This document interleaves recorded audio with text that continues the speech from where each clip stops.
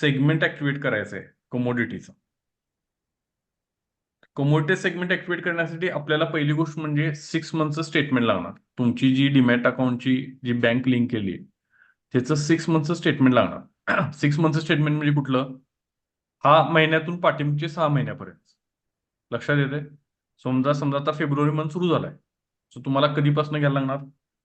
ऑक्टोबरपासून किंवा सप्टेंबरपासून घ्यावं लागेल. सप्टेंबरपासून सेफ. तिथून पासून आतापर्यंत स्टेटमेंट लागणार. पीडीएफ फाईल लागणार. पीडीएफ. प्रिंट चालणार नाही. प्रिंट चालणार नाही. ईमेल मधील पाहिजे, पीडीएफ फाईल पाहिजे. बरेच लोक स्टेटमेंट म्हणजे बँकमधून प्रिंट करून आणतात, ते नाही चालणार. मोबाईल ऍपला जायचं किंवा बँकेत सांगा मला 6 मंथचं इथून पाठीमागचे 6 महिन्याचं द्या, ते करून देतील. तिथं केल्यानंतर आपण कुठे येणार? डॅशबोर्डला आलो. डॅशबोर्डच्या इथं आपल्या इथं वरती काय दिसेल? युजर नेम दिसतोय. माझ्या नावावर टॅप करणार आणि इथं आपल्याला सेगमेंट ऍक्टिव्हेट दिसला. तर सुरुवातीला फक्त एनएसी असेल किंवा एमएफ असेल एवढंच असतं. तुम्ही 6 मंथचं स्टेटमेंट दिलं की सगळे ऍक्टिव्हेट होणार. सो इथं मी आता सेगमेंटला टॅप करतोय.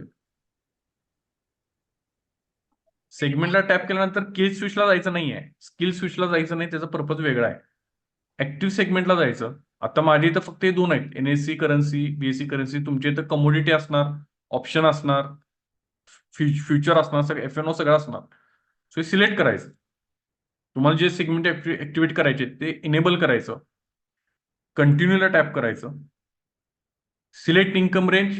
तुमची जर इन्कम रेंज काय नसेल तर बिलो 1 लाख टाका. 1 to 5 असेल तर 1 to 5 टाका. It's up to you. त्यानंतर इथं 2 चॉईस आहेत. मगाशी मी सांगितलं, तुमच्या अकाउंटला जर 10,000 रुपयाचे स्टॉक असतील तर तुम्ही काय चूज करू शकताय? Use my holding statement as income proof. माझं account holding as a income proof consider करा. जर 10,000 रुपयाचे स्टॉक असतील तर हा एक चॉईस आहे तुमच्याकडे. जर 6 मंथचं स्टेटमेंट नसेल तर. 6 मंथचं स्टेटमेंट असेल तर इथलं टॅप जो टिक केलाय तो काउंट टाकायचा आणि इथं इन्कम प्रूफ सिलेक्ट करायचं. बँक स्टेटमेंटला टॅप करायचं. चूज फाईलला टॅप केलं की विंडो ओपन होईल. त्या विंडोमध्ये तुमचं फाईल चूज करायची आणि हे दोन्ही पण टॅप करायचं. I understand the trading derivative by proceeding your confirm validity. हे सगळं क्लिक करून कंटिन्यूला क्लिक केला की तुमच्या मोबाईलला ओटीपी येईल. ओटीपी टाईप केला की तुमचं सेगमेंट ऍक्टिव्हेशनची प्रोसेस पूर्ण म्हणजे पुढे जाते. विरोधाकडे रिक्वेस्ट जाते, या व्यक्तीला ऍक्टिव्हेट करून हवंय.